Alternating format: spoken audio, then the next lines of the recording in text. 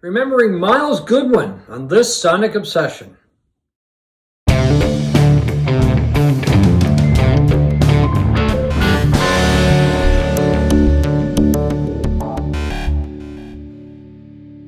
Hello folks, I'm John Whidden, and right over there is Steve McLeod. We're back.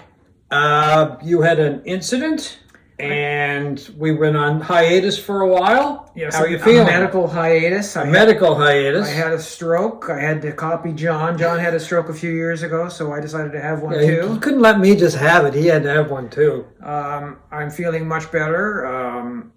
You're looking much better. Well, yes. And sounding much better. Sounding much better. It was quite an experience.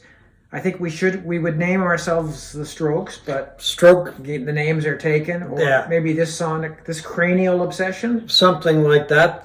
Stroke obsession. We could start a band, the Stroke Brothers Band, or something like that. Anyway, we shouldn't make light of it, but it is always good when you're on the road to recovery and doing very well. And you're back to normal. I'm back to normal in most ways. I have wonderful health care here in Halifax, Nova Scotia. Likewise with you. Yeah. So that's a huge part of it.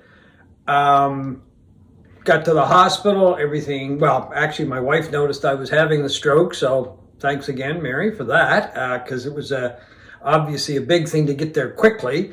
So that's one thing. We may as well do a little shout out here for people, if they think they're having a stroke or something like that, get to the hospital as quickly as possible. Yeah, I stupidly did not go right away, and I don't know. I seem to be doing fine. I've recovered a lot of my functions, but I'm having to do physio for a number of weeks and stuff like that. But shout out to the Halifax Infirmary and the Nova Scotia Rehab Center, to all the nurses, doctors, and staff there.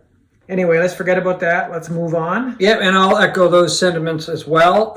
So anyway, today that we're back, we want to talk a few minutes about Myles Goodwyn, one of the co-founders of a very popular band that's got its origins here in the Halifax area and then moved to Montreal shortly after it formed, and became a very, very big band across Canada and made some, inroads internationally.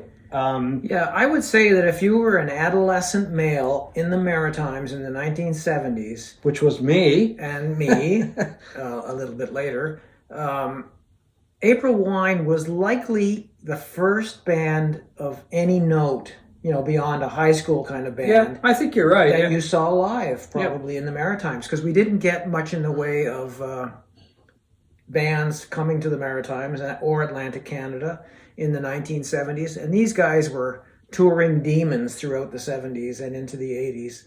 And, everybody's probably got an April Wine story of going to a concert. Oh, yeah. The other thing How many times did you see them, John? Oh, numerous times. And I saw them in every hockey rink in northern Nova Scotia, Glasgow, Antigonish, Port Hawkesbury, and I think I even saw them in Halifax once or twice as well, because it was really a summer ritual to go see April Wine, and somebody would get a car, and you'd pack as many people into the car as you possibly could, and away you would go. And, back in those days, you didn't have to go through Ticketmaster or any ticket agencies. You just went to the arena and you bought a ticket and you went to the show. Yeah, this is a sort of an unapologetically Canadian episode today, when Myles Goodwyn dies, because they were just such a part of the 1970s Canadian rock scene. They did make inroads elsewhere. Their 1981 album Power of the Beast sold over 1 million copies in America. Yeah, I knew they did make some inroads as well. These guys were just the epitome of a hard-working Canadian rock band in the 70s who, began in a van and toured and played every town, and the fact that they formed here was also a big thing as well. It was like, the local guys make good, right? They go to Montreal, they get hooked up with Donald K. Donald and Aquarius Records. They put out records and they tour all over the country. They get some international recognition. And so there was that aspect of the story as well. This is my favorite April Wine album, Electric Jewels from 1972. Had the great song Weeping Widow, which I loved in that, and the hit Lady Run, Lady Hide on it. Yeah, I like that album a lot too.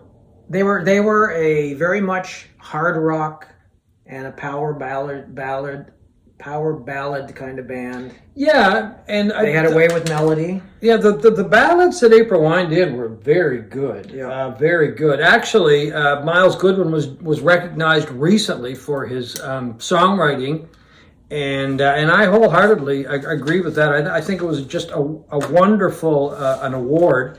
He was given or he was inducted, into the Canadian Songwriters Hall of Fame. And he said that it was his proudest achievement. And here's a quote from him. "This one's for me, and songwriting is what I care for most of all. I think probably I stayed in the business because of songwriting. I'm not the greatest singer, the greatest guitar player. I'm not the greatest songwriter either. But I took great pride in being able to write songs that were popular." And he did that, and he did it very, very well, But the fact is that live they were exciting. And loud. And loud. God, they were loud. Yeah. And what they used to do, if I remember this correctly, Donald K. Donald was a promoter and manager of bands based out of Montreal, and they would put little packages together of bands, and they would travel from coast to coast. I think that's what they did, because it was Donald K. Donald Presents was a big thing when I was a kid.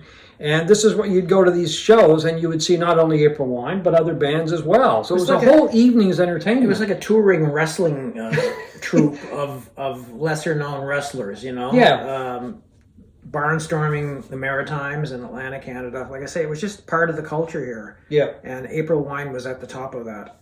Yeah, big time. And Donald K. Donald, I remember when I was a kid, I said, I'd like to get some posters of some of these bands. So I wrote a letter, if you can, remember what a letter was, to Donald K. Donald, and sent it off. And anyway, about 2 or 3 weeks later, I got this tube full of posters and promotional material from Donald K. Donald and his company, which I thought was amazing. I don't think you could do that these days. I don't even know if you could send somebody a letter and if they would even open it. But that's kind of what the scene was like back then. I mean, Canada obviously is a huge country, but the whole the scene and the artists were very small in many respects, right? Yeah, I only saw April Wine once. It was in 1975, I think, at the Halifax Forum, and there was probably 5,000 people in that. Well, that was a big crowd. Yeah, it was pretty damn close if it wasn't, and like I say, they were loud, and everybody went. We should note that Myles Goodwyn was 75 when he passed away. Yeah, he died here in Halifax. He returned home later in his life to retire. His last show with April Wine was in March of this year. Yeah, in Truro, which is a small community or a good-sized town outside of Halifax. He also did, they sold 10 million copies, which is pretty damn 10 million albums, yeah. 10 million albums, yeah. Which is pretty darn good for a band from this part of the world at that time. He also had a couple of solo albums. One was a blues album. Well, he did a couple of blues albums, yeah. With Frank Marino and Rick Derringer and Amos Garrett and people like that on it. Yeah. Just to sum up what April Wine released over the years, that of course Myles was with the group, 16 studio albums, 15 compilation albums, and 9 live albums. And they had 34 singles. And one of those live albums was the night that they opened for the Rolling Stones at the El Macombo Club in Toronto. Yeah, that speaks to how big April Wine was in the 1970s in Canada, that they were picked to open for them at the El Macombo. Yeah, because the Stones were billed as, I believe, the Cockroaches. The Cockroaches, yeah. And I think word got out and everybody knew it was the Stones after a while. But, hell of a show in both respects, both by April Wine and the Rolling Stones. One thing about Myles Goodwyn, though, is he always had a lot of respect for the musicians that he worked with when he was starting off here in the Maritimes. I did an interview with him in 1984, and he was very complimentary to the musicians in the Maritimes, saying there are more great musicians in the Maritimes, as far as I'm concerned, than anywhere else in this country. And I think there are a lot of people a lot more talented than Myles Goodwyn. Of course, he was speaking about himself. that just never have had the chance to do it. I feel very fortunate that I've had a good career for a long time. When I started off, I never thought it would go this long. That was 1984.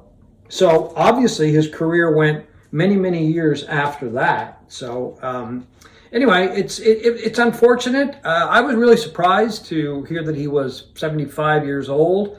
I had many great memories of seeing April Wine live, and the couple of occasions that I did an interview with Myles. So anyway, we just thought we would take a few minutes and pass along our remembrances of Myles Goodwyn and April Wine. And unless you have something to add, we'll call it a day. No, it's another chapter that is closed on music history in this country and the world.